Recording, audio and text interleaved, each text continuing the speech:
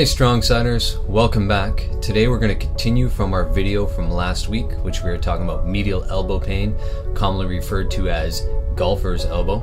Last time we looked at the pronator teres and as well as the wrist flexors of the arm and the finger flexors of the arm, with them all attaching on what was called the medial epicondyle of the humerus, which is your upper arm bone. So all these muscles, they cross over the elbow joint. Now we're going to go upstream on these muscles, okay? So we want to look into the biceps, specifically the short head of the biceps brachii, which attaches onto your coracoid process, and then into your pec minor, which also attaches onto that coracoid process.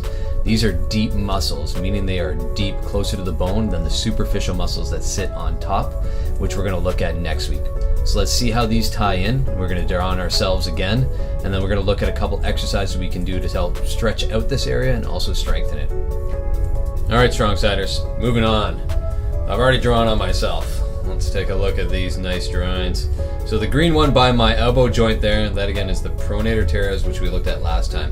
We're talking upstream, so we were talking about the short head of the bicep, which is a long red muscle that goes from my lower arm, crossing the elbow joint and attaching onto my coracoid process.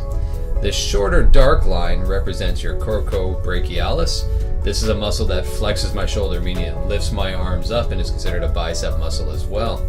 You can see as that short head bicep will also do that same action of lifting up. Down here, further down, these are my pec minor muscles, okay? So they attach on that coracoid process and then attach onto my ribs, okay? Going lower each time. When these are short and tight, they pull the shoulder forward. This whole complex can get quite tight as our arms get rolled forward, shoulders forward into our poor postural positions. So what we want to do is we want to find a good stretch to open up this entire line so we get this stretch running all the way down our arm. And then afterwards, what we want to do is we want to look at some exercises that help prevent you from getting locked into this position. So what we'll do is we'll look at a stretch, we'll look at a single exercise to keep it simple, things that you can work on to start to open up this area so you get better function downstream and start clearing up some of that elbow pain. Starting with the stretch, lay on a foam roller running up and down your spine. Let your arms fall out from the side, holding your shoulder blades together and down towards your hips. Next, rotate the soft part of your elbow up towards the same way your head is facing. Extend the hands out and try to reach your arms to the opposing far walls. So you're reaching the fingers out even though you're holding the shoulders together.